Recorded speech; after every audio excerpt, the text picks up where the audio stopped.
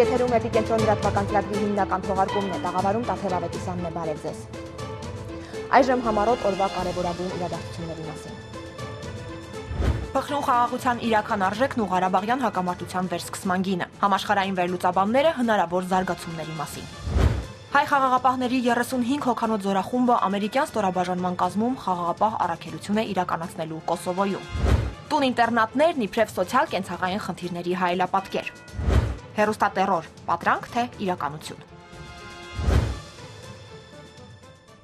ԵԱՀԿ Մինսկի խմբի համանախագահներ ամերիկացի Ռոբերտ Բրադկեի, ֆրանսիացի Ժակ Ֆորի, ռուսաստանցի Իգոր Պոպովի եւ ԵԱՀԿ գործող նախագահի անձնական ներկայացուցիչ Անջեյ Կասպրշեկի տարածաշրջանային այցը մեկնարկելու է հուլիսի 10-ից։ Այս անգամ տարածաշրջանային այցը սկսվելու է Բաքվից։ Այնուհետև համանախագահները լինելու են Ղարաբաղում եւ այցելելու են Երևան։ Այցի շրջանակում ԵԱՀԿ Մինսկի խմբի համանախագահները հանդիպումներ են ունենալու Ադրբեջանի ու Հայաստանի նախագահների եւ արտգործնախարարների հետ, որոնց ընթացքում քննարկվելու են հունիսի 17-ին կայացած Փարիզյան հանդիպման Ղարաբաղյան խնդրի կարգավորման շուրջ բանակցությունների ներկայիս վիճակն ու հեռանկարները։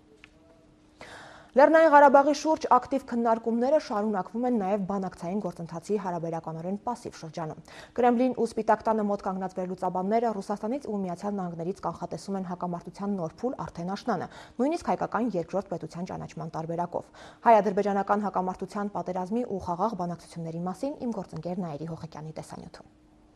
Միացյալ Նահանգները չի ցանկանում զենք վաճառել Ադրբեջանին։ Անցյալ շաբաթ այդպիսի քաղաքական կուրս որդեգրեց պետքարտուղարությունը, Ադրբեջանին դուրս թողնելով ամերիկյան ռազմատեխնիկա գնելու իրավունք ունեցող երկրների ցուցակից եւ սահմանափակելով Բաքվի ֆինանսական օգնությունը։ Նախաձեռնությունն ընդառաջ քայլ էր ներկայացուցիչների պալատի պատգամավոր Հովարդ Բերմանի մտահոգությանը, թե Ալիևյան վարչակարգը ամերիկյան զենքը օգտագործում է Հայաստանի եւ Լեռնային Ղարաբաղի հանրապետությունների վրա հարձակվելիս։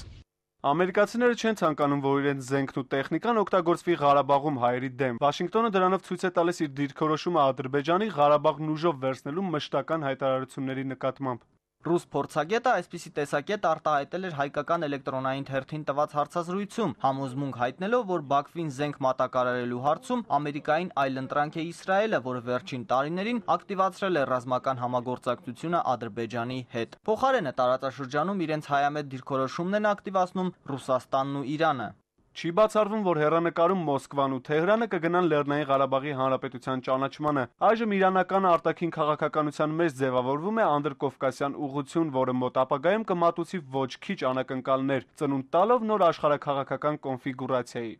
Երկու Հայաստանի գաղափարը այսօր արդեն ընդունելի տարբերակ է ոչ միայն ռուս-իրանական, այլև ամերիկա-եվրոպական քաղաքականության համար։ Կողմերից յուրաքանչյուրը հարավկովկասյան նոր պետության ճանաչմամբ մյուսի դեմ ուղղված տարածաշրջանային հարցեր է փորձում լուծել։ Գործընթացներից հիասթափված ադրբեջանական կողմից հիմա առավել քան երբևէ կարելի է սպասել պատերազմի սանձազերծում։ Ռուս փորձագետի կարծիքը այլ տրամաբանությամբ է մեկնաբանում Ղարաբաղյան հակամարտության արևմտյան թիվ 1 փորձագետը։ Ադրբեջանին դուր չի գալիս ստատուս քվոն, նա ուզում է առաջընթաց տեսնել գործընթացում։ Ադրբեջանի դիմում կոչերը տարբեր միջազգային կազմակերպություններին եւս նորություն չեն, բայց ես չեմ կանխատեսում մոտալուտ պատերազմ։ Ադրբեջանը դեռ հսկայական նավթային գումարներ է վաստակում, պետություն է կառուցում։ Ինչու պետք է վտանգի այդ ամենը։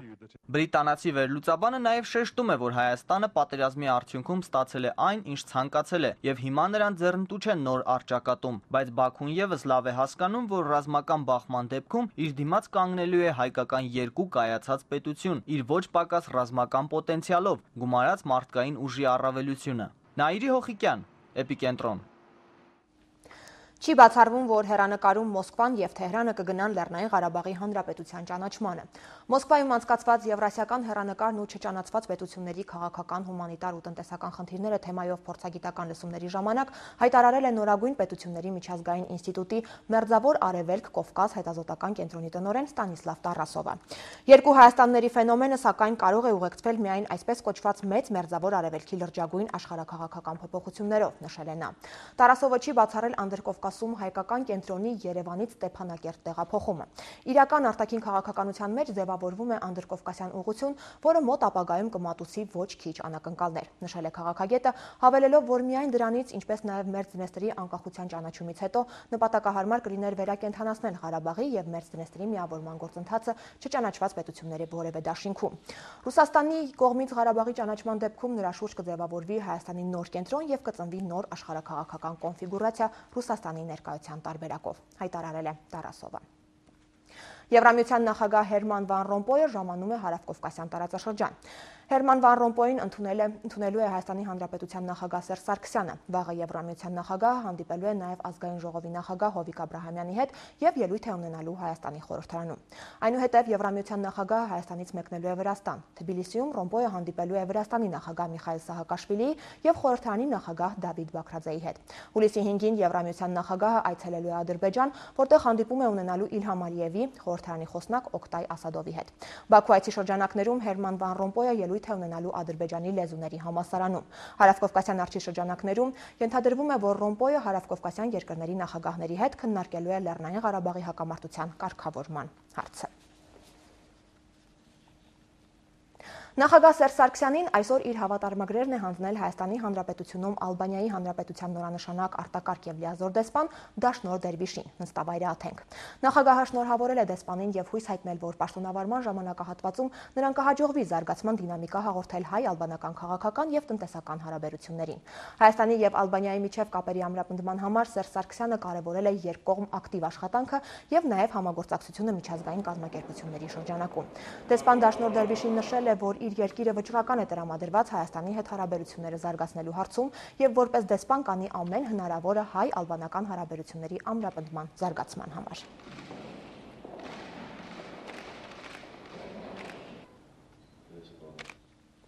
Հայաստանը վերականգնել է խաղաղարար առաքելությունը Կոսովոյում։ Հայ խաղաղապահների զորախումբը Կոսովո է մեկնելու հուլիսի 6-ին։ Հայ խաղաղապահները Կոսովոյի առաքելությանը միանալու են 35 հոգանոց անձնակազմով եւ լինելու են ամերիկյան ստորաբաժանման կազմում։ Հայաստանի Հանրապետության զինված ուժերի խաղաղապահ բրիգադի հրամանատար գեներալ Արթուր Սիմոնյանի տեղեկացմամբ առաքելության ժամկետներում որևէ փոփոխություն չի եղել եւ հայ խաղաղապահները մեկնում են 6 ամիս հերթափոխով։ Ուշագրի կետերը եւս որևէ փոփոխության չեն ենթարկվել։ Ամերիկյան կողմի հետ արդեն ստորագրվել է փոխանցման հուշագիրը։ Հայաստանի Հանրապետության միջազգային խաղաղապահ առաքելություններին մասնակցելու պրակտիկան սկիզբ է առել 2004 թվականին։ Նույն տարում Հայաստանը 1 դասակի կազմով միացել է ՆԱՏՕ-ի խաղաղապահ առաքելությանը Կոսովոյում։ Հայ խաղաղապահների դասակն ընդգրկված էր հունական խաղաղապահ գումարտակի կազմում եւ առաքելության շրջանակներում Հայաստանի Հանրապետության զինված ուժերի դասակի անմիջական ղեկավարությունն իրականացվում էր հունական գումարտակի հրամանատարության կողմից։ Կոսովոյից հունական զորախմբի դուրսբերման փաստով պայմանավորված հայ խաղաղապահները եւս միաժամանակ դադարեցրել էին առաքելությունը։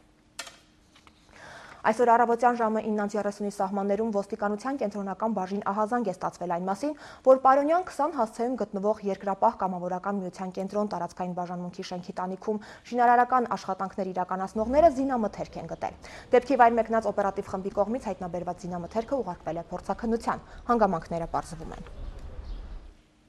Դժբախտ պատահար Չարենցի փողոցում։ Այսօր ժամը 14:10-ի սահմաններում Չարենցի 64 հացնեում գտնվող 3 հարկինի շենքում պայթյուն է տեղի ունեցել։ Նախնական տվյալներով գազօջախի վրայի ապուրը թափվել է, ինչի հետևանքով գազի արտահոսք է տեղի ունեցել, որն էլ հանգեցրել է պայթյունի։ Տուժածներից մեկը Իրանի քաղաքացի Հայաստանի ժամանակավոր գրանցում ունեցող 42-ամյա տղամարդ է, մյուսը 23-ամյա մի աղջիկ։ Տուժածները տարբեր աստիճանների այրվածքներով տեղափոխվել են ճառագայթային բժշկության եւ այրվածքների կենտրոն։ Երկուսն էլ գտնվում են վերակենդանացման բաժանմունքում։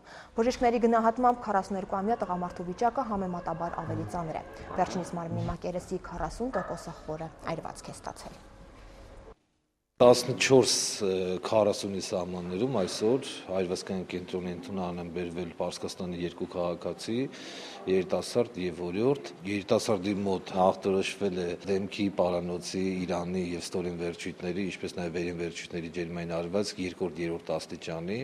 մոտարապես 40% մարմնի մակերեսի չափով եւ պլյուս կա նաեւ ինգալյացիոն վնասված, այսինքն շնչուղիների այրված։ Մյուս վնասված ստացածը ուրեմն 23 տարեկան է, ախտորոշել ենք մոտարապես մարմնի մակերեսի 17%-ի չափով այրվածքներ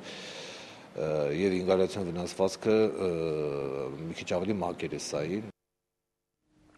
Ամռանը զբաղվածության նվազման եւ հանգստանալու անհնարինության պատճառով անչափահասների կողմից կատարվող իրավախախտումների թիվը մեծանում է։ Հունիս ամսվա ընթացքում համաձայն ամփոփագրի անչափահասների կողմից հասցված մարմնական վնասվածքների 17 դեպք է գրանցվել, որոնց մեծ մասը հասարակական վայրերում։ Հայտնաբերվել է 6 սառը գործիք։ Անչափահասների նկատմամբ արձանագրվել է մարմնական վնասվածքների 13 դեպք։ Այս տվյալները ներկայացնելով ոստիկանության քրեական հետախուզության գլխավոր վարչության 3-րդ վարչության պետի տեղակալ անչափահասների գործերով բաժնի պետ Նելի Դուրյանը այսօր նաև հայտնել է, որ անցյալ տարվա առաջին 5 ամիսների համեմատությամբ առավելապես ծանր ու միջին ծանրության հանցագործությունների դեպքերը կտրուկ նվազել են։ Նելի Դուրյանի տեղեկացմամբ հանրապետության տարածքում նվազել է նաև մուրացիկների թիվը։ Այս առումով ամենաօրինակելի մարզը Հայաստանում Վայոց ձորն է, որտեղ մուրացիկ երեխաներ գրեթե չեն լինում։ Ոստիկանության գնդապետը վստահեցրել է, որ ոստիկանները հատկապես հասարակական վայրերում, այգիներում եւ պուրակներում անչափահասներին մշտապես ուշադրության կենտրոնում են պահում, բայց ծնողները եւս պետք է աչալուրջ լինեն։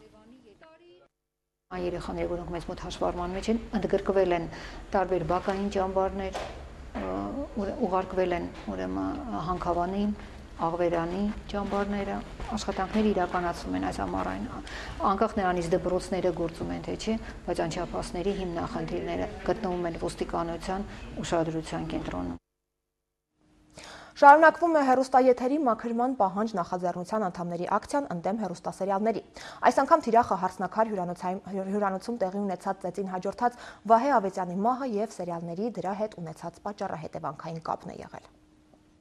Լրիվ չեն կարող ասել, որ ազդեցություն ունեն, բայց եւ չեն կարող լիովին բացառել։ Ինչ որ չափով անպայման ունեն, քանի որ այսօրվա հասարակությունը ձևավորվել է հենց այս սերիալների ազդեցությամբ։ Սա մասնագիտությամբ հոգեբան Կարինե Նալչաջյանի եզրակացությունն է հեռուստասերիալների եւ հարսնակարում տեղի ունեցած ծեծի հետևանքով արձանագրված մահվան կապակցությամբ։ Երեք արված այս հայտարարության այսօր հաջորդում է մասնագիտությամբ ռազմական փորձագետ որդու Դավիթ Ջամալյանի դիտարկումը։ Գուցե բարդ է բերել ու կոնկրետ հեռուստաընկերություն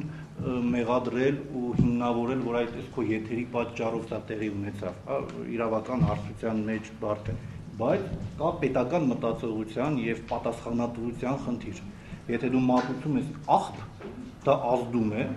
արդյունքում ձևավորվում է ստահակը, որը անում է այն, ինչ արեց։ Ինձ անձամբ եւ մեր կազմակերպությանը նույնպես խիստ մտահոգում է այդ ամենը, բայց մենք կատեգորիկ չենք ընդունում, սկզբունքորեն չենք ընդունում այն մեթոդները, այն քայլերը, որով որ առաջարկվում է հաղթահարել այդ երևույթը, որովհետև այն ինչ որ առաջարկվում է, դա արդեն կլասիկ գրաքննության տարբերակ է։ Եթե նույնիսկ այս դեպքում կոնկրետ չկա ուղիղ կապ հեռուստատեսության քաղաքականության ու հարսնակարի դեպքի միջև, բայց ընդհանուր առմամբ կարող ենք ասել վստահաբար կան այդ թեմայով ուսումնասիրություններ, որ մեր հեռուստատեսությունը, մեր մեդիա դաշտը հերոս է կերտում, դրական կերպարներ է կերտում այն նույն մարդկանցից, ովքեր որ սպանություն արեցին հարսնակարում։ Ինչ որ մեկին երևի ձեռնտու է հենց կոնկրետ հարսնակարի դեպքը միացվել այս ամենին։ Մեր երկրում այնպիսի իրավիճակ է ստեղծվել, այնպիսի արժեքներ են գերիշխում,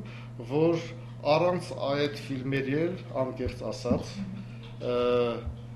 այդպիսի դեպքեր հնարավոր են։ Վերջինս իհարկե չի խրախուսում սերիալներում ներկայացվող տեսարաններն ու սցենարները, սակայն խնդրի լուծման համար ամենաճիշտ տարբերակը հանրապետության նախագահին բազմամակով դիմելն ու դրա արդյունքում հանրային խորհրդի ներքո քննարկումների ծավալումն ու հեռուստաընկերությունների եթերային քաղաքականությունը փոխելու ծրագրի մշակումը չի համարում։ Շատ տարօրինակ ես կդիտեի, եթե ասենք Ֆրանսիայում հասարակական կազմակերպությունները դիմեին երկրի նախագահին եւ ասեին կարգի հրավիրեք հեռուստաընկերություններին։ Դա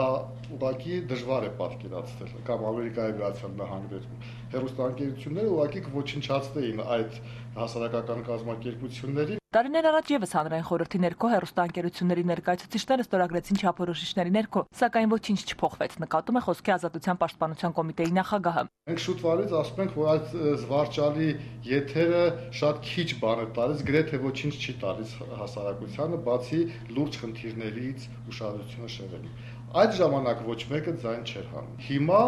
կարծես թե իշխանությունները եւ իրենց կողքին կանգնած հասարակական կազմակերպությունները, այդ մտավորականների մի մասը կարծես թե իրենք զարհուրեցին այն եթերից, որը հենց իրենք էլ ստեղծել են։ Ուր էին նույն մտավորականներն ու նախաձեռնողները, երբ խոսքը մինչ սերիալներին հասնելը տեղի ունեցող մի շարք երևույթների մասին էր։ Ինչու այս մտավորականները եւ հասարակական կազմակերպությունները չէին բողոքում բազմակարծության բացակայությունից եթերում։ Խրախուսանք եւ սանկցիա։ Հեռուստաընկերությունների նկատմամբ այս մոտեցումն են առաջարկում կիրառել հեռուստաեթերի մաքրման պահանջ նախաձեռնության անդամները։ Պետք է լինեն բավական մեծ տուգանքներ այն դեպքում, երբ հեռուստաեթերը հեղեղվում է գրեհիկությունով, գրեհիկ ժարգոնով։ Այլ ճանապարհներ կան։ Առաջինը հեռուստատեսության եւ ռադիոյի մասին օրենքը պետք է հիմնովին փոխվի։ Երկրորդը հեռուստատեսության եւ ռադիոյի ազգային հանձնաժողովին պետք է պարտադրել, որպեսզի ինքը իր առաքելությունը կատարի եւ մշտապես հետեւի բոլոր հեռուստաընկերություններին, այլ ոչ թե ընտրովի, բոլոր հեռուստաընկերությունների կողմից օրենքի պահանջների կատարման։ Եվ երրորդը իսկապես հեռուստաընկերությունները պետք է միավորվեն էթիկական սկզբունքների շուրջ։ Մինչ տարբեր ամբիոններում ու առանձին զրույցներում խոսվում է սերիալների ազդեցության ու հետևանքների մասին, հանրային խորհուրդը մինչև սեպտեմբերի վերջ պետք է նախագահին ներկայացնի իր առաջարկները։ Քրիստինե Սուքեսյան, Վարդան Մկրտումյան, Էպիկենտրոն։ Ազգային ժողովի падգամավոր Հայաստանի ֆուտբոլի ֆեդերացիայի նախագահ Ռուբեն Հայրապետյանը իրեն պատկանող հարսնաքար ռեստորանային համալիրում դաժան ծեծին հաջորդած մահվան ելքով դեպքից հետո այսօր հանդես է եկել հայտարարությամբ։ Մինչ այդ նա հանդիպում է ունեցել երկրի նախագահ Սերժ Սարգսյանի հետ։ Ռուբեն Հայրապետյանի հայտարարության մեջ մասնավորապես ասվում է. ամեն ինչ կտայի, որ այդ չարաբաստիկ երեկոյան լինեի այնտեղ, բռնեի երիտասարդների վրա բարձրացող բռունցքները, կանգնեցնեի այս դժբախտությունը, որը կյանք խլեց, ընտանիքներ կործանեց, երեխաներ որբացրեց։ Ամեն ինչ կտայի այս ամենը հետ պտտելու համար, բայց չեմ կարող, Վահեն արդեն չկա, ու ես դրանով պետք է ապրեմ, ու պետք է նայեմ նրա ընտանիքի անդամների աչքերին, չգիտեմ ոնց։ Ասում են ամեն ինչ օրենքով պիտի լինի, վստահ եմ օրենքով կլինի, 100 մեղավոր կլինի, 100 պատիժ կլինի, բայց հարցը միայն օրենքը չի, հարցը շատ ավելի բարդ է, ու ես դա շատ լավ եմ հասկանում։ Հիմա շատերն են մեղադրում ինձ նույնիսկ բաների համար, որ ինձ հետ կապ չունեն կամ հորինված են, երևի իրավունք ունեն, բայց իմ առաջին մեղադրողը հենց ես եմ, ես պիտի կանխեի նման դժբախտությունը ու չեմ կարողացել դա անել։ Չպետք է իմ եւ իմ ընտանիքի հետ առնչություն ունեցող միջավայրում նման իրադարձություն հնարավոր լիներ։ Ես ինձ չեմ ներում ու չգիտեմ ոնց պիտի ներում հայցեմ։ Այս պահին ես հայտարարում եմ, որ բարոյական պարտավորություն եմ զգում եւ վայր եմ դնում ազգային ժողովի падգամավորի իմ մանդատը։ Ես ներողություն եմ խնդրում իմ բոլոր ընտրողներից, որ չեմ կարողանա արդարացնել իրենց սպասելիքները, բայց վստահ եմ, որ ուղղակի պարտավոր եմ այս քայլն անելու։ Ուզում եմ հավատալ, որ ավանցիներն ինձ ճիշտ կհասկանան։ Հույս ունեմ, որ մի օր էլ կկարողանամ ներում ստանալ Վահեենց ընտանիքում։ Համենայն դեպս ամեն ինչ կանեմ դրա համար։ Սգում եմ բոլոր հարազատների հետ միասին, ասվում է հայտարարության մեջ։ Հայաստանի տուն-ինտերնատներում ներկայությամբ շուրջ 1050 տարեց է ապրում։ Հանրապետության տարածքում գործող 8 տուն-ինտերնատից 4-ը պետական է, 4-ը մասնավոր։ Թե ինչպես են տարեցներն իրենց զգում տուն-ինտերնատներում եւ ինչ քայլեր է ձեռնարկում պետությունը նրանց կյանքը տանելի դարձնելու ուղղությամբ, կարող եք տեղեկանալ Նաիրա Պողոսյանի պատրաստած տեսանյութից։ Սոնատա Նոյանը շուրջ 1 տարի է ապրում է Երևանի թիվ 1 տուն-ինտերնատում։ Սիրում է թխված պատրաստել, կարել, արտուկել։ Ծերանոցի բնակիչների համար լվացք է անում, օգնում կենցաղում։ Բոլորն էլ ընդառաջում են, բայց էդի չի, դու ծանող ես, ինչ ուզում ալնի, էլի դուք ու զավակի կարիքը զգում ես։ Իրանք բոլորն էլ իրանց ընտանիքով են զբաղված, ես չեմ կարող իրանց պարտադրեմ։ Թող առողջ լինեն, իրանց ընտանիքների հետ ապրեն, աղջիկներ ունեն, որ թորներ ունեմ, համալսարան են, արդեն երկրորդն էլ ընդունվել է, ես շատ ուրախ եմ։ Թող զբաղվի իր երեխաները, ոնց որ ժամանակին ես եմ զբաղվել։ 3 երեխա ունի տիկին Սոնան, 2 աղջիկ, 1 տղա եւ 9 թոռնիկ։ Այս ընթացքում ոչ ոք նրան չի այցելել, ինքն է գնում տեսության։ Նույն սենյակում ապրող փիյուզագույն աչքերով ու վերնաշապիկով կինը Էմա Միրզոյանն է։ Նա արդեն 12 տարի է այստեղ է։ Քյուրս մացա, մամաս մացա, երախոցն աղարկեցի Ռուսաստան, մեն աղջիկ ունեմ, մեն քյուրս տղա։ Տուն-ինտերնատի տարեցները որքան էլ գոհ են պայմաններից, ապրում են իրենց երեխաների կարոտով, նրանց մասին պատմություններով, լուսանկարներով։ Այսօրվա մեր հիմնական գործառույթներից մեկն է մեր եւ նաեւ տուն-ինտերնատի աշխատակիցների գործառույթն է, որպեսզի նրանք համապատասխան աշխատանքներ տանեն իրենց հարազատների, իրենց բարեկամների հետ, որպեսզի քաղաքացին անպայման գտնվի իր հարազատների շրջապատում, քանց թե տուն-ինտերնատում։ Այս կինն իր անունը չասաց, պատմեց միայն, որ Էջմիածնի ծերանոցում է հայտնվել այն բանից հետո, երբ աղջկա ու փեսայի բացակայության ժամանակ տան դուռը չի կողպել, տունը թալանել են իրեն ծեծել, իսկ հետո էլ հարազատները դուռը բաց թողնելու համար իրեն չեն ներել։ Իսկ արտաշատցի Սամվել Ծատուրյանի զավակները կրթված, ապահովված, պաշտոնի ու դիրքի հասած մարդիկ են։ Բազմաշունչ ընտանիք եմ։ Քանի երեխա։ 5 հատ երեխա ունի։ Ես օրս ոչ մի խնամակալ չունեմ եւ խնամող չունեմ։ Ըստ էված ընտրիր եմ այս ճանապարհը։ Երեխաներին ինչ կուզենաք ասել։ Իրանց էլ կամենում եմ քաջարողություն, երջանկություն, բարի օրեր։ Ծերանոցի բնակիչների կենսաթոշակի գրեթե կեսը մնում է պետությանը։ Մյուս մասը տնօրինում են իրենք։ Նրանք շատ հաճախ ոչ գումարն ուղարկում են հարազատներին։ Վերջիններս էլ չեն զլանում օգտվել իրենց համար հոգ դարձած ծնողների չնչին կենսաթոշակից։ Իդեպ վերջին շրջանում ավելացել է ծերանոցներ դիմողների թիվը, նույնիսկ հերթեր են գոյանում, սակայն նրանց բոլորին ընդունելու հնարավորությունները սուղ են։ Ինտերնետում այսօր գերբերված լինելու պատճառով չեն կարողանում ուղի գրել։ Հերթերը գոյանում են, որ նրանք ապրում են արդեն հիմնականում այդտեղ եւ կամ պետք է ընտանիք վերադառնա, որպեսզի տեղազատվի կամ ցավոք սրտի մահանալու դեպքում տեղազատվում։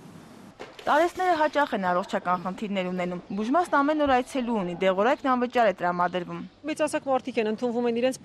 խրոնիկ խնդիրներով, հնարավորության աստիճանի փորձում ենք կանխարգել էլ նրանց այդ խրոնիկ հիվանդությունների սրացումը, հարկ եղած դեպքում, եթե սուր ինչ-որ վիճակ է առաջանում, արդեն համապատասխան բուժօգնություն է ցույց տրվում հիվանդներին։ Առողջական խնդիրներ ունեցող տարեցներին լիարժեք սպասարկելու հարցում եւս խնդիրներ են առաջանում։ Թիվ 1 տուն ինտերնատում ունենք անկողնային կորպուս, այդտեղ բնակվում են համապատասխան շահառուները, որոնք որի վիճակի չեն շարժվելու, հիմնականում հիվանդային տեսքով են իրենք եւ շենքային պայմանները չի բավարարել նորից քանակությունը, որպեսզի մենք կարողանանք շահառուներին տեղավորել նմանատիպ կորպուսում։ Մենք դիմել ենք կառավարություն, քննարկման փուլում է եւ տեսնենք հետագա աշխատանքները ոնց կլինի։ Շենքային պայմանների հարցը թեպետ եւ դժվարությամբ կլուծվի։ Կլուծվի նաեւ թիվ 1 տուն ինտերնատի տարեցների իրենց տրանսպորտ հատկացնելու խնդիրը, քանի որ կանգառը բավականին հեռու է։ Այս խնդիրները թեկուզ եւ ժամանակի ընթացքում կլուծվեն։ Անլուծելի նրանց աչքերի անհուն թախիծն է։ Այստեղ ապաստանած գրեթե բոլոր տարեցները զավակներ ունեն։ Անհուն այդ թախիծի պատճառը նրանց հանդեպ ունեցած կարոտն է։ Նաիրա Պողոսյան, Հովանես Չապարյան, Էպիկենտրոն։ Մեկ ամսից հանրապետությունում վերսկսվելու է Վանաձոր Քիմպրոմ ընկերության քիմիական պարարտանյութերի արտադրությունը։ Այդ կապակցությամբ այսօր Գյուղատնտեսության նախարարությունում նախարար Սերգո Կարապետյանը եւ էներգետիկայի ու բնական պաշարների նախարար Արմեն Մովսիսյանը ստորագրել են փոխըմբռնման հուշագիր, որով աջակցություն է նախատեսվում Վանաձոր Քիմպրոմին։ Մինչ այժմ պարարտանյութերը 100%-ով ներկրվում են տարբեր երկրներից։ Գործարանն արտադրելու է ֆոսֆորական, կալիումական պարարտանյութ, ինչի շնորհիվ գյուղացիները հնարավորություն կունենան որակյալ եւ մատչելի տեղական պարարտանյութ օգտագործել։ Հայաստանի Հանրապետությունում սովետական տարիներին Վանաձորի քիմիական կոմբինատը արտադրել է մեծ քանակությամբ ազոտական պարարտանյութ։ Երկրաշարժից հետո պարարտանյութերի արտադրությունը դադարեցվել է եւ մինչեւ այսօր այլևս պարարտանյութ չի արտադրել։ Գործընթաց ենք սկսել եւ ուզում ենք Վանաձորի Քիմպրոմ փակbaşնետիրական ընկերությունը սկսել ուրեմն պարարտանյութերի արտադրությունը։ Քիմիական արդյունաբերությունը ինքը ծանր արդյունաբերություն է, հատկապես պարարտանյութերի արտադրությունը։ Այսօրվա վիճակով գործարանը պատրաստ է արդեն այդ արտադրությունը սկսելու, պատրաստ է ամբողջ տեխնոլոգիական շղթան, պատրաստ է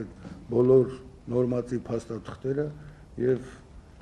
այս փոխըմբռնման հոշագրի ստորագրումից հետո բնականաբար մնացած աշխատանքները ավելի կարագացնեն։ Տնտեսական այլ նորությունների մասին տեսաշարով։ Եվրամիության Եվրաստատ վիճակագրական ծառայության կողմից հրապարակված վերջին տվյալները վկայում են, որ այս տարվա մայիսին Եվրագոտում գրանցվել է գործազրկության ամենաբարձր ցուցանիշը 11.1%։ 1999 թվականից եվրոյի շրջանառության մեջ դնելուց ի վեր սա երբևէ գրանցված գործազրկության ամենաբարձր ցուցանիշն է, ինչը պայմանավորվում է Եվրագոտում պատուհասած տնտեսական ճգնաժամով։ Եվրոստատի տվյալների համաձայն Եվրագոտու անդամ 17 պետություններում ընդհանուր առմամբ գործազուրկների թիվը 17.600.000 է, 1.800.000-ով ավելի քան անցյալ տարվա նույն ժամանակահատվածում։ Մասնագետների կանխատեսումներն այս հարցում ուսադրող չեն, նրանց դիտարկմամբ գործազրկության աճի միտումը կպահպանվի նաև մոտակա ամիսների ընթացքում։ Աշխարհի ամենաշահութաբեր բանկերի վարկանշային աղյուսակի առաջին 3 տեղերը զբաղեցրել են չինական ֆինանսական հաստատությունները։ Առաջին տեղում է Չինաստանի արդյունաբերության ու առևտրային բանկը, որի շահույթը 2011 թվականին կազմել է 43 միլիարդ 200 միլիոն դոլար։ Նրան հաջորդում է Construction բանկը 34 միլիարդ 800 միլիոն ցուցանիշով եւ Bank of China-ն 26 միլիարդ 800 միլիոն դոլարով։ Չորրորդ տեղում է ամերիկյան John Perpent Morgan-ը 26 միլիարդ 700 միլիոն դոլարով, իսկ Եվրոպայի ամենաշահութաբեր բանկը HSBC-ն է, որին հաջողվել է աշխատել 21 միլիարդ 900 միլիոն դոլար գումար։ Մայրաքաղաքի կանգառներում առաջիկայում տեղադրվելու են եվրոպական չափանիշներին համապատասխան էլեկտրոնային շվացուցակների համակարգեր, որոնք քաղաքացիներին հնարավորություն կտան տեղեկանալու սպասվող տրանսպորտային միջոցի ժամանման հերթականության եւ միջակայքերի մասին։ Այս մասին տեղեկացնում են Երևանի քաղաքապետարանի տեղեկատվության եւ հասարակայնության հետ կապերի վարչությունից։ Պաշտոնական հայտարարության համաձայն քաղաքապետարանում կայացած աշխատանքային հերթական խորհրդակցության ժամանակ Երևանի քաղաքապետ Տարոն Մարգարյանը հանձնարարել է երթուղային նոր ցանցի կիրառմանը զուգահեռ ներկայացնել նաև համակարգերի վերաբերյալ համապատասխան ծրագիր։ Գևորգ Խաչատրյան, Էպիկենտրոն։ Տարածաշրջանային եւ միջազգային նորություններ։ Ամերիկյան Associated Press գործակալությունը հաղորդում է, որ ապօրինի ֆինանսավորման գործի շրջանակներում իրավապահները խուզարկել են Ֆրանսիայի նախկին նախագահ Նիկոլա Սարկոզիի բնակարանը եւ գրասենյակները։ Նույն առիթով ուսումնասիրվում է նաեւ Ֆրանսիայի ամենահարուստ կնոջ L'Oréal-ի սեփականատեր Լիլիան Բեթենքուրտի ֆինանսական հաշիվները։ Կասկածներ կան, որ տիկինը 2007 թվականի Ֆրանսիայի նախագահի ընտրական քարոզարշավի ժամանակ ապօրինի կերպով ֆինանսավորել է Սարկոզիի կուսակցությունը։ Նախկին նախագահը ժխտում է նման մեղադրանքը։ Միջազգային այլ նորությունների մասին տեսաշարով։ Ստամբուլում այսօր մեկնարկել են Իրանի միջուկային խնդրով տեխնիկական բանակցությունները, որոնց նախորդել են աշխարհի 6 զորների եւ Իրանի անարդյունք բանակցությունների 3 փուլերը։ Արևմուտքը մնացել է իր ելակետում, որ Իրանը չպետք է ուրան հարստացնի այն մակարդակով, որով հնարավոր է միջուկային զենք ստեղծել։ Իրանը մնացել է իր ելակետին, նախ տնտեսական պատժամիջոցները վերացրեք։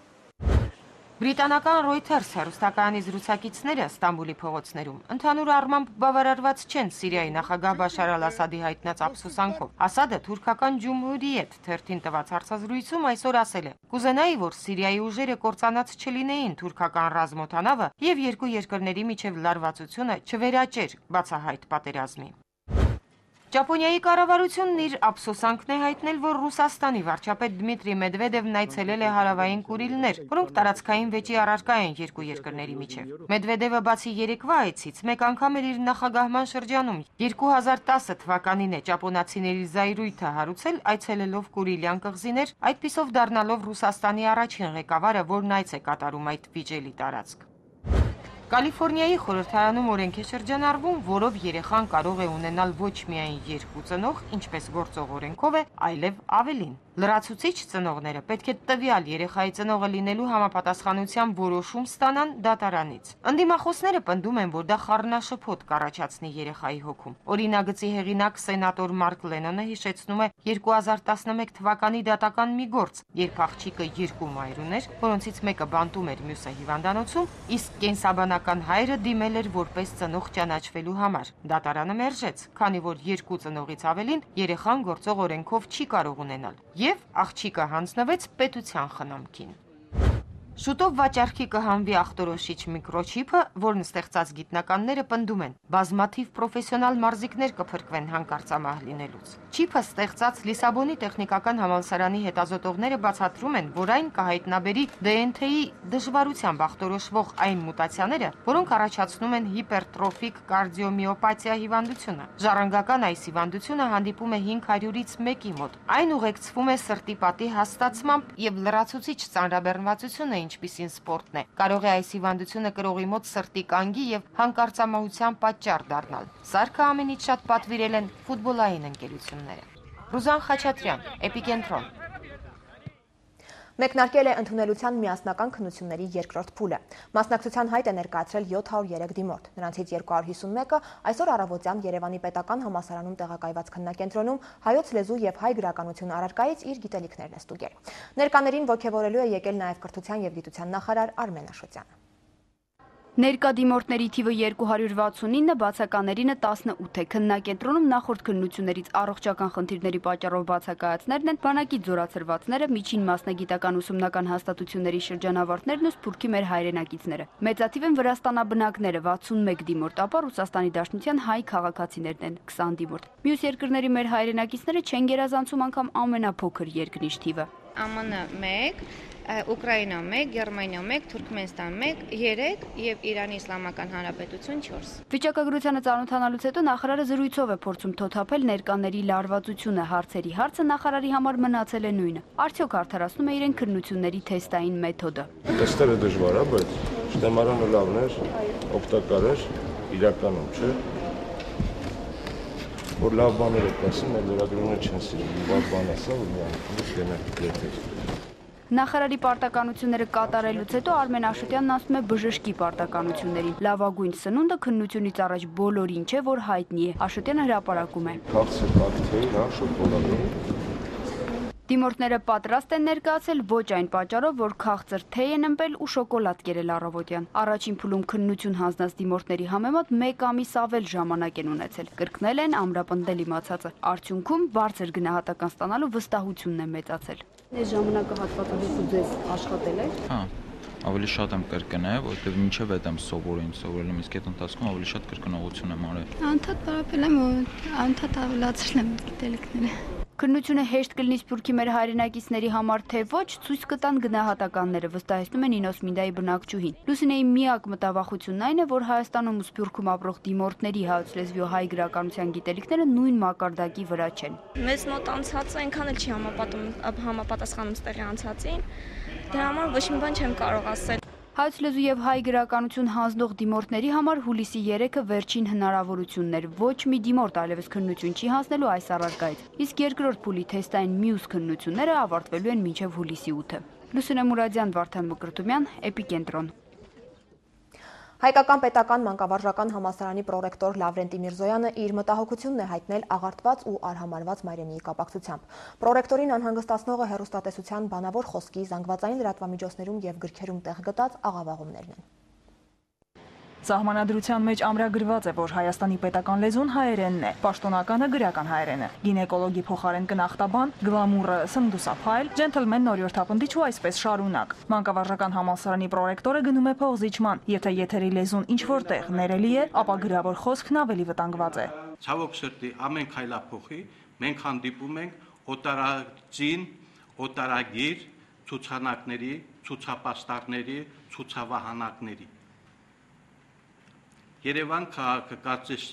եվրոպական քաղաք է, որտեղ հիմնականում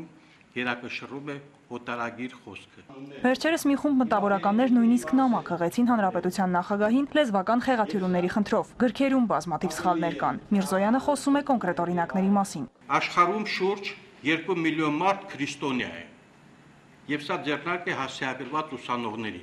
Խորագույն թե գերագույն լեզվական փորձաքննությունից հետո որոշում է կայացվել 0.25 միավոր հոգուտ դիմորդի երկու տարբերակն էլ ընդունելի է 2013 թվականին էլ ունենալու ենք Լոմոնոսովի անվան համալսարանի մասնաճյուղը Հայաստանում։ Հայ-ամերիկյան համալսարանը պետք է ընդունելություն կազմակերպի բակալավրիատում։ Այդ նշանակում է, որ վտանգվում է հայկական բուհերի գոյությունը։ Եթե օրենքը թույլ է տալիս բացել օտարալեզու դպրոցներ, ապա մեր հարևանների աչքը լույս։ Մի օր էլ գուցե պայման կապեն Հայաստանում բացել օրինակ թուրքական կամ պարսկական դպրոցներ։ Նոնա Գրիգորյան, Մելի Գարիբյան, Էպիկենտրոն։ Ամեն տարվա հուլիս ամսվա առաջին երեքշաբթի օրը Հյուսիսային համալսարանում մթնոլորտը տոնական է։ Բուհն այս տարի նշում է իր հիմնադրման 15-ամյակը։ Տոնի ավանդույթի համաձայն համատեղվում է լավագույն շրջանավարտների դիպլոմների հանձնման հանդիսավոր արարողության հետ։ Միջոցառման ընթացքում ամփոփվել են նաև համալսարանի ձեռքբերումներն ու առաջընթացը, պատվոգրեր են ստացել լավագույն դասախոսները։ Պատվոգրերից անմաս չի մնացել նաև Հյուսիսային համալսարանը։ Կրթության եւ գիտության նախարարությունը իր անվան մեդալով է պարգևատրել ուսումնական հաստատությանը։ Անցյալի լավագույն ավանդույթների եւ ժամանակակից առաջավոր փորձի զուգակցմամբ երկիրը դարձնեն գիտակրթական կենտրոն։ Սա Հյուսիսային համալսարանի որդեգրած կարգախոսն է, որ հնչում է ոչ միայն տոնական օրերին, իսկ օրն այսօր բուհի կյանքում առանձնահատուկներից է։ Ամեն տարվա հուլիս ամսվա առաջին երեքշաբթի օրը դահլիճում հավաքվում են պրոֆեսորադասախոսական անձնակազմն ու շրջանավարտները գնահատելու բուհի ձեռքբերումներն ու առաջընթացը։ Տարվա աչքի ընկնող ձեռքբերումը համալսարանում կազմակերպված միջազգային գիտական կոնֆերանսներ, որին հաջորդել է մեծ աշխարհագրություն ունեցող կոնֆերանսի էլեկտրոնային փուլը։ Ներկաները խոստովանում են, բուհի հաջողության առաջնային գրավականը գործի նվիրյալներն են։ Նրանցից մեկը Հյուսիսային համալսարանի Ալավերդու մասնաճյուղի տնօրենը պարգևատրվում է ոչ միայն պատվոգրով։ Պարոն Բեկտաշյանը պարգևատրվում է հուշամեդալով եւ 2107 մատնիշի օգտագործված վետերինարիորեն 8 մասնագիտությունների գծով 780 շրջանավարտներից առանձնակի գովասանքի են արժանանում կարմիր դիպլոմագիրները։ 8 տասնյակից ընդամենը 8-ին է բախտվիճակվում պարգևատրվել միջոցառման պատվավոր հյուրերի կողմից։ Ընդունելությունը պիտի հեշտ լինի։ Ուսուցումը մատչելի ավարտելը արժանահար։ Այսինքն ով այդ որակը չունի, թող նա չավարտի։ Ուսանողներից յուրաքանչյուրի մասնագիտական ճակատագրով մտահոգ ռեկտորը չի մոռանում թվել 15-ամյա ուսումնական հաստատության անվանի շրջանավարտների անունները, քաղաքների ղեկավարներից մինչև հասարակական քաղաքական կյանքի անվանի գործիչներ։ Հյուսիսային համալսարանի 15-ամյա բեղուն գործունեության համար բուհը եւս անմասն չի մնում պարգևից։ Պարգևը կրթության գիտության նախարարության մեդալն է, պարգևատրողը նախարարությունը։ Մենք հաջողությունների պիտի հասնենք արդար մրցակցության միջոցով, հավելում է ռեկտորն ու վստահեցնում, ջանք չեմ խնայելու բոլոր լավագույն ավանդույթները ծառայեցնել համալսարանական կյանքում զգալի առաջընթաց գրանցելու համար։ Լուսնե Մուրադյան, Մելիք Ղարիբյան, Էպիկենտրոն։ Էրեբունի վարչական շրջանում այսօր բացվել է Սթար առևտրային ցանցի հերթական սուպերմարկետը։ Նորաբաց սուպերմարկետի 350 քառակուսի մետր տարածքում ներկայացված է ավելի քան 4000 ապրանքային միավոր։ Ցանցի մյուս կետերի նման այստեղ եւս գործելու է ստանդարտ ծառայություններ, մասնավորապես հաճախորդների հետ հետադարձ կապի կետ, դրամարկղում ոչ կանխիկ վճարման հնարավորություն, տարադրամի փոխանակման կետ, բանկոմատներ եւ այլն։ Սթար առևտրային ցանցի 32-րդ սուպերմարկետը գտավ իր հանգրվանը։ Էրեբունի վարչական շրջանի Խաղաղդոնի 13 հասեում բնակչության մի ստվար զանգված անհամբերությամբ էր սպասում Սթար սուպերմարկետի բացման արարողությանը։ Տեղանքը թույլ է տալիս գրել հարևան խանութ բնութագրականը։ Նման բակային սուպերմարկետում տնօրենն ու անձնակազմն արագորեն ինտեգրվում են միջավայրին եւ մտերմանում հաճախորդների հետ, ինչը հնարավորություն է ստեղծում առավել որակյալ ծառայություն մատուցելու։ Եվ թվով 32-րդ սուպերմարկետը Սթար առևտրային ցանցի այն արարում են տասնապես սպասարկումը անտիրը։ Նույնիսկ 10 դրամը ինձ թվում է ժողովրդի համար, չեմ ասում հատուկ ինձ համար, ժողովրդի համար շատ մեծ նշանակություն ունի։ Ավելի շատ մաքրությունը, ամեն ինչի փաթեթավորված լինելը եւ տարածությունը, որ շատ լայն է։ Սուպերմարկետի ապրանքատեսականին ցանցի մյուս խանութների նման տեղայնացված է, իսկ ապրանքների գները համեմատության մեջ մատչելի։ Այս խանութի դեպքում, ինչպես նաև մեր բոլոր նախկին խանութների բացումից առաջ, մանրամասն ուսումնասիրում ենք տեղանքը, հասկանում ենք ինչ տեսականի է վաճառվում խանութներում, հասկանում ենք ինչի պահանջ ունի հաճախորդը, անցկացնում ենք բազմաթիվ հարցումներ, որպեսզի ի սկզբանե հասկանանք, թե ինչ կարող ենք առաջարկել մեր հաճախորդներին իրենց ավելի հաճելի գնումներ պարգևելու համար։ Հենց այսօրվանից հուլիսի 3-ից յուրաքանչյուր 5000-րդ հաճախորդը անակնկալ նվեր կստանա Սթար սուպերմարկետի տնօրինության կողմից։ Սակայն այսօր սուպերմարկետի պաշտոնական բացումը կապել են 30000-րդ հաճախորդի այցելության հետ։ Սթար սուպերմարկետների ցանցը նպատակ ունի ստեղծել քաղաքակիրթ առևտրի պայմաններ, հնարավորություն ընձեռելով կատարելու հարմարավետ ու շահավետ գնումներ։ Դրա համար էլ առավոտյան 8-ից մինչև կեսգիշեր դռները բաց են բոլոր հաճախորդների համար։ Գոհար Սարգսյան, Արշակ Մարտիրոսյան, Էպիկենտրոն։ Եվս մեկ անգամ հիշեցնեմ, որ ազգային ժողովի падգամավոր Հայաստանի ֆուտբոլի ֆեդերացիայի նախագահ Ռուբեն Հայրապետյանը իրեն պատկանող հարսնաքար ռեստորանային համալիրում դաժան ծեծին հաջորդած մահվան երգով դելքից հետո այսօր հանդես է եկել հայտարարությամբ։ Մինչ այդ նա հանդիպում է ունեցել երկրի նախագահ Սերժ Սարգսյանի հետ։ Ռուբեն Հայրապետյանի հայտարարության մեջ մասնավորապես ասվում է. ամեն ինչ կտայի, որ այդ չարաբաստիկ երեկոյան լինեի այնտեղ, բռնեի երիտասարդների վրա բարձրացող բռունցքները, կանգնեցնեի այս դժբախտությունը, որ կյանք խլեց, ընտանիքներ կործանեց, երեխաներ որբացրեց։ Ամեն ինչ կտայի այս ամենը հետ պտտելու համար, բայց չեմ կարող, Վահեն արդեն չկա, ու ես դրանով պետք է ապրեմ, ու պետք է նայեմ նրա ընտանիքի անդամների աչքերին, չգիտեմ ոնց։ Ասում են ամեն ինչ օրենքով պիտի լինի, վստահ եմ օրենքով կլինի, 100 մեղավոր կլինի, 100 պատիժ կլինի, բայց հարցը միայն օրենքը չի, հարցը շատ ավելի բարդ է, ու ես դա շատ լավ եմ հասկանում։ Հիմա շատերն են մեղադրում ինձ նույնիսկ բաների համար, որ ինձ հետ կապ չունեն կամ հորինված են, երևի իրավունք ունեն, բայց իմ առաջին մեղադրողը հենց ես եմ, ես պիտի կանխայի նման դժբախտությունը ու չեմ կարողացել դա անել։ Չպետք է իմ եւ իմ ընտանիքի հետ առնչություն ունեցող միջավայրում նման իրադարձություն հնարավոր լիներ։ Ես ինձ չեմ ներում ու չգիտեմ ոնց պիտի ներում հայցեմ։ Այս պահին ես հայտարարում եմ, որ բարոյական պարտավորություն եմ զգում եւ վայր եմ դնում ազգային ժողովի падգամավորի իմ մանդատը։ Ես ներողություն եմ խնդրում իմ բոլոր ընտրողներից, որ չեմ կարողանա արդարացնել իրենց սպասելիքները, բայց վստահ եմ, որ ուղղակի պարտավոր եմ այս քայլն անելու։ Ուզում եմ հավատալ, որ ավանցիներն ինձ ճիշտ կհասկանան։ Հույս ունեմ, որ մի օր էլ կկարողանամ ներում ստանալ Վահեենց ընտանիքում։ Համենայն դեպս ամեն ինչ կանեմ դրա համար։ Սոքում եմ բոլոր հարազատների հետ միասին, ասվում է հայտարարության մեջ։ Հրաժեշտից առաջ ձեզ տեղեկացնեմ, որ ուրվագծի տաղավարում Պետրոս Ղազարյանն այսօր հյուրընկալելու է Մոսկովյան Ինտերնյուզ հասարակական կազմակերպության նախագահ Մանանա Ասլամազյանին։ Իսկ ես ձեզ այսքանով հրաժեշտ եմ տալիս մաղթելով ամենայն բարիք։